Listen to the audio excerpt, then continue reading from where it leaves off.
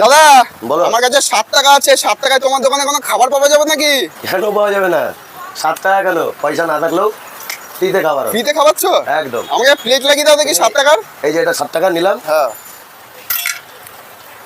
এটাতে পয়সা ছিল, নোংরা হয়ে গেছে ভাই, ওটা রেখে দাও। আমার দাদা এই যে কি কি দিচ্ছ একবার বলো 7 এটা টাকায়। ছোলার ডাল। হ্যাঁ এখন আপাতত আমি নিরামিষ করছি, তার জন্য নিরামিষ তরকারি, হ্যাঁ। শশা কুচি। শশা কুচি নিরামিষ করছি বলে লোকাল নয়, ব্র্যান্ডেড ব্র্যান্ডেড। ব্র্যান্ডেড মাল ইউজ করছো, 7 Yes. টাকায় এত কিছু দিচ্ছ কিভাবে? ও সব প্রভু জানে, মহাদেব জানে। মহাদেবের ভক্ত।